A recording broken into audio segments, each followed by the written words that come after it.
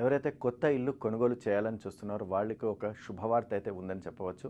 ముఖ్యంగా కొత్త ఇంటి కోసం ఎవరైతే హోమ్ లోన్ కోసం ఎదురు చూస్తున్నారో వాళ్ళకి మాత్రం ఇది ప్రత్యేకంగా శుభవార్తే. ఎందుకంటే హోమ్ లోన్స్‌లో ఇప్పటి వరకు ఎవరు లేనటువంటి ఆఫర్‌తో ఇప్పుడు బ్యాంక్ ఆఫ్ మహారాష్ట్ర ముందుకొచ్చిందని చెప్పవచ్చు. అది కూడా ఒక ప్రభుత్వ బ్యాంకు కావడంతో ఇక్కడ మనకి చాలామంది కస్టమర్లకు ఆకర్షించే వార్తగా ఇక్కడ మనం చూడవచ్చు. ఎందుకంటే ఇప్పటి వరకు ప్రభుత్వ అలాగే ప్రైవేట్ బ్యాంకింగ్ సెక్టార్లలో రెండిట్లలో చూసినట్లయితే ప్రస్తుతం బ్యాంక్ ఆఫ్ మహారాష్ట్ర ప్రకటించినటువంటి ఈ వడ్డీ రేటు ఏదైతే ఉందో ఇది చాలా వరకు తక్కువగా ప్రకటించినట్టు మనం చూడవచ్చు. ముఖ్యంగా మాన్సూన్కు సంబంధించినంత వరకు మాన్సూన్ బొనాంజా పేరిట విడుదల చేసినటువంటి ఈ స్కీమ్లో బ్యాంక్ ఆఫ్ మహారాష్ట్ర కేవలం 7%కే హౌసింగ్ లోన్స్ను ప్రకటించింది.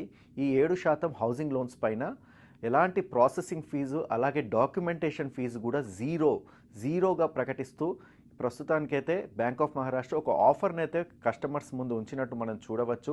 ప్రభుత్వ బ్యాంకుల్లో చూసినట్లయితే అటు state bank of India SBI మాత్రం ఇప్పుడు 7.2 వరకు వడ్డీ రేట్ల పైన మనకి హోమ్ లోన్స్ ఆఫర్ చేస్తున్నారు. ఇక అలాగే అటు ప్రైవేట్ సెక్టార్లో చూసినట్లయితే హెచ్డిఎఫ్సి కూడా దాదాపు 7.2 వరకే మనకి ఇప్పటి వరకు హౌసింగ్ లోన్స్ పైన ఇంట్రెస్ట్ రేట్ వసూలు చేస్తున్నట్టు చూడవచ్చు.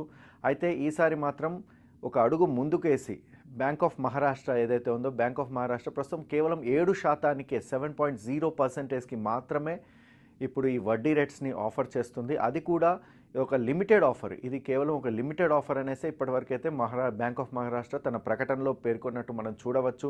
ఈ లిమిటెడ్ ఆఫర్ని ఎవరైతే కొత్తగా ఇల్లు కొనుగోలు చేస్తున్నారో ఎవరైతే కొత్తగా హౌసింగ్ లోన్ కోసం ప్రయత్నం చేస్తున్నారో వాళ్ళకి ఇది ఒక మంచి ఆకర్షణీయమైన ఆఫర్ అనైతే బ్యాంకింగ్ నిపుణులు చెబుతున్నారు. ఇక చూసినట్లయితే రేపు ఆర్బీఐ ఎంపీసీ మీటింగ్కి సంబంధించినటువంటి వివరాలు వెల్లడయ్యే అవకాశం ఉంది. ముఖ్యంగా ఆర్బీఐ రెపో రేట్కి సంబంధించి ప్రస్తుతం ఒక కీలకమైన నిర్ణయం రేపు తీసుకునే అవకాశం కనిపిస్తుంది. రేపు అంటే మనకి ఆగస్టు 5వ తారీఖు అవుతుంది. ఆగస్టు 5వ తారీఖు ఖచ్చితంగా కూడా ఈ వడ్డీ రేట్ల విషయంలో ఏదైతే రెపో రేట్స్ ఉన్నాయో రెపో రేట్స్ని చాలా వరకు స్థిరంగా ఉంచుతారని అయితే ఇప్పటి వరకు వస్తున్నటువంటి విశ్లేషణల్లో మనం చూడవచ్చు. ఎందుకంటే అటు అమెరికన్ ఫెడరల్ రిజర్వ్కి సంబంధించినటువంటి వడ్డీ రేట్లు కూడా స్థిరంగానే ఉంచుతూ అక్కడి ఫెడరల్ రిజర్వ్ నిర్ణయం తీసుకుంది. అయితే ఇక్కడ కూడా ఆర్బీఐకి సంబంధించినంత వరకు దాదాపు స్థిరంగానే వడ్డీ రేట్లు ఉండే అవకాశం ఉన్నట్లయితే కనిపిస్తోంది.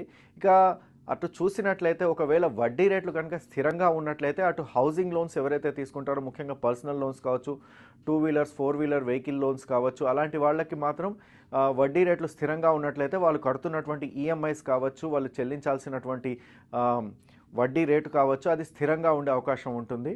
ఒకవేళ వడ్డీ రేట్లను కనుక పెంచినట్లయితే ఆర్బీఐ రెపో రేట్స్ కనుక పెంచినట్లయితే దాదాపు ఒక 5 బేసిస్ పాయింట్స్ కావచ్చు 20 బేసిస్ పాయింట్స్ లాంటివి పెంచినట్లయితే మాత్రం ఖచ్చితంగా వడ్డీ ఈఎంఐ పెరిగే అవకాశం అయితే ఉంటుంది.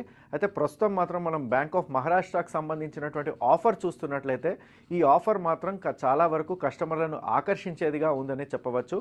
అయితే దీనికి సంబంధించినంత వరకు పూర్తి వివరాలు తెలుసుకునేందుకు మీ సమీపంలో ఉన్నటువంటి బ్యాంక్ ఆఫ్ మహారాష్ట్ర బ్రాంచ్ని విజిట్ చేసిన తర్వాత మాత్రమే పూర్తి వివరాలు తెలుసుకున్న తర్వాత మాత్రమే మీరు దీనికి సంబంధించినటువంటి నిర్ణయం తీసుకోవాల్సి ఉంటుందని చెప్పవచ్చు.